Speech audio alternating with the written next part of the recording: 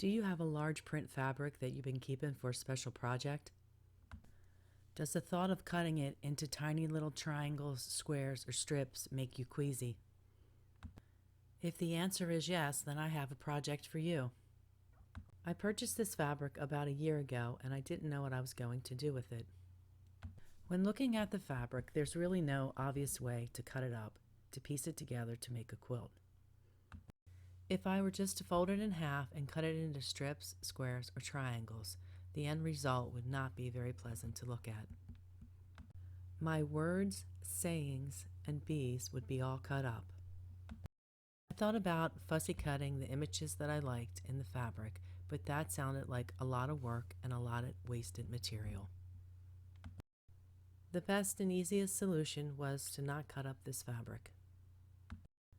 To use a large piece of fabric to be the focal point for my quilt and the focal point for my quilt square. This quilt top is super easy, super quick, and super beginner friendly. For this quilt, we are going to make one giant log cabin quilt square.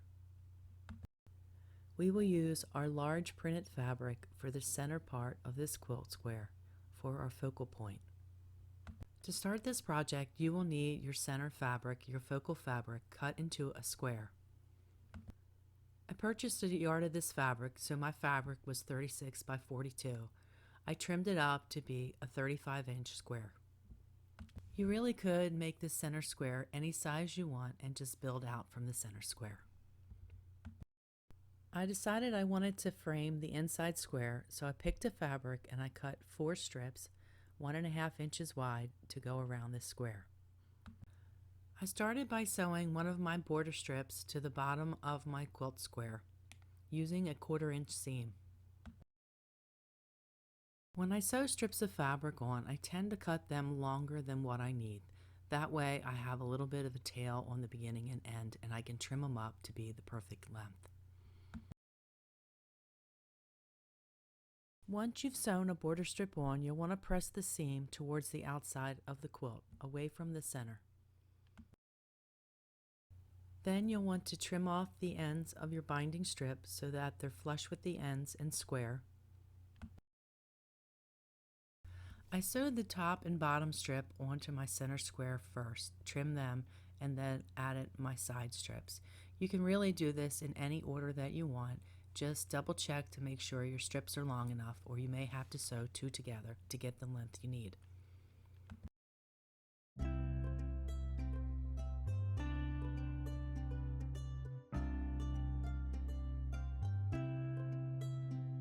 Once my last border strip was sewed on, I gave it a good iron, making sure that all my seam allowances were folded towards the binding, and then I cut off my tails. Now that we've finished our border, we'll move on to cutting the strips for our quilt. For this project, I shopped my stash. I used fat quarters, yardage, and small pieces of fabric that I sewed together to get my strips. Since I was using so many different shades of the same color, I didn't want to have to go out and buy all new fabric. A traditional log cabin quilt block is normally 3 different colors. The center color should catch your eye and draw you into the center of the block. The right and left side of this block should be high contrasting colors. You can use solid fabric or printed fabric to do this block. For this quilt, I decided to cut my strips 3 inches wide. You could definitely use 2.5 inch strips if you have them in your stash.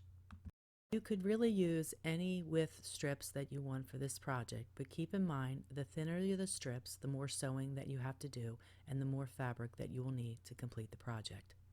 Once you have cut your strips, you'll want to lay them out so that you know that you'll like the colors together, and you'll want to put them in the order that you think you'll be sewing them in.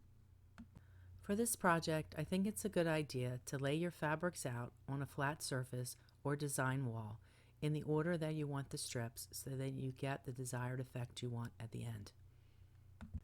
I wanted my quilt to have an ombre effect. I wanted it to go from light in the center to dark on the outside edges of the quilt. Once you have all your strips cut and you have it laid out in the order you want, it's time to sew them all together. For this log cabin quilt to turn out properly, you need to move in a circular pattern. I started with my bottom strip, then I did my left strip, then I did my top strip, then my right strip. And then when I came down to the bottom, I picked up my second strip, sewed it to the bottom, and continued to go around this panel in a clockwise manner. For some of my 3-inch strips, I used fat quarters, which are about 21 to 22 inches wide. So I'm going to have to sew 2 or 3 of them together to get a strip long enough for some of the sides of my panel. Once you've sewn your strips together and you've finger pressed your seam allowance to one side, it's time to sew this strip onto the center square. We're going to start with our bottom strip and sew a 1/4 inch seam, and we're going to sew from end to end. I like for my strips to be a little longer than needed so that I have a tail at the beginning and the end. This helps in case your seam allowances aren't exactly what you expect them to be. You have a little extra fabric and you can trim it off at the end. For this project, I used 1/4 inch seam allowances, but it's not essential that they're perfect. There is no matching seams in this project, so it's quick, easy, and very beginner friendly.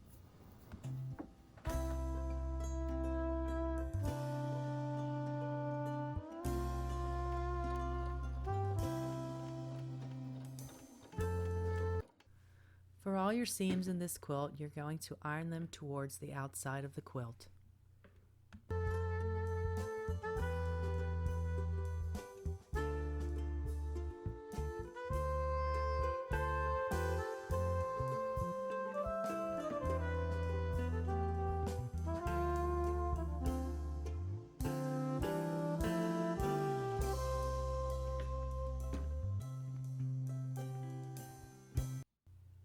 After you've sewn on a strip, you will cut off the extra fabric and keep the corner square.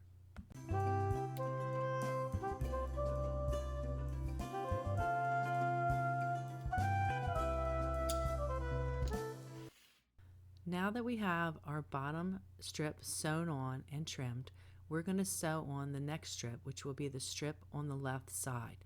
That's moving us in a clockwise manner. You may see some log cabin quilts being sewn in a counterclockwise fashion. This is fine. It doesn't matter whether you go clockwise or counterclockwise. You just have to stick with one direction and not change it.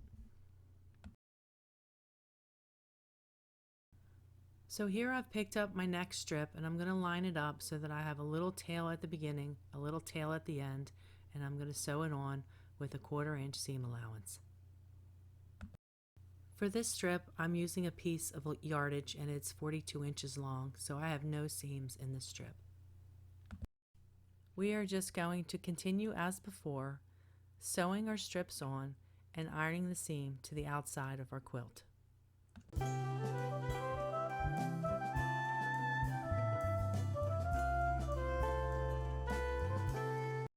We will trim off our ends and rotate our quilt so that we can line up the next strip.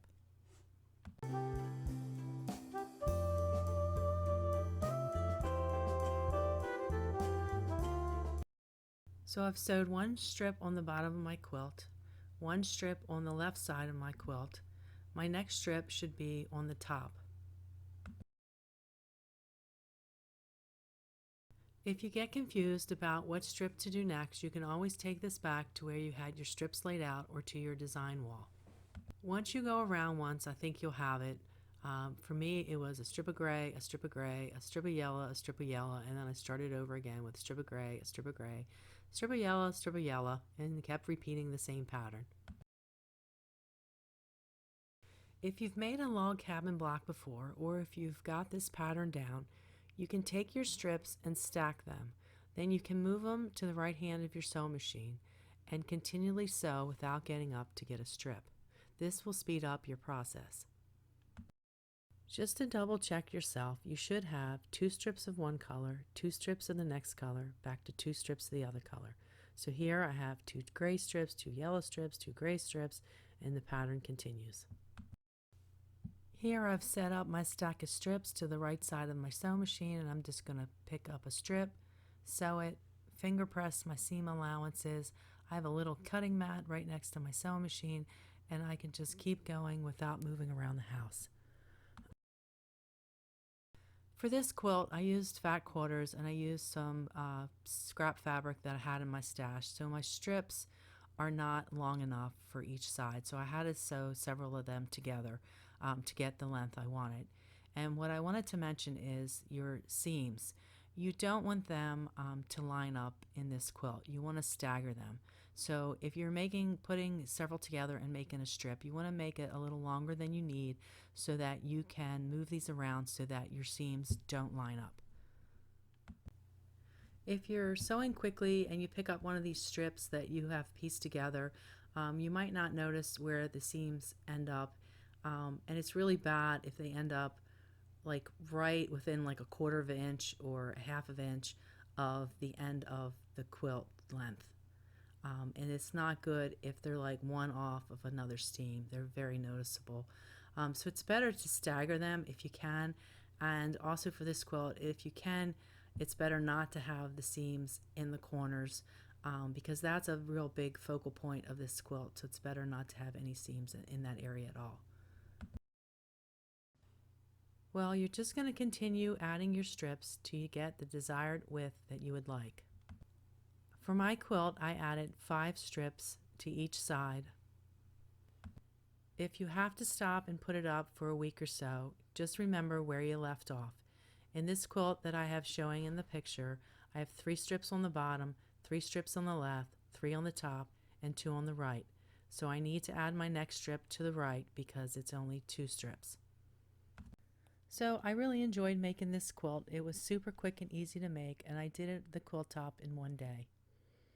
Hopefully you'll give this quilt a try, and as always, thank you for listening in and watching. Please comment, like, and subscribe. Thank you very much. Bye-bye.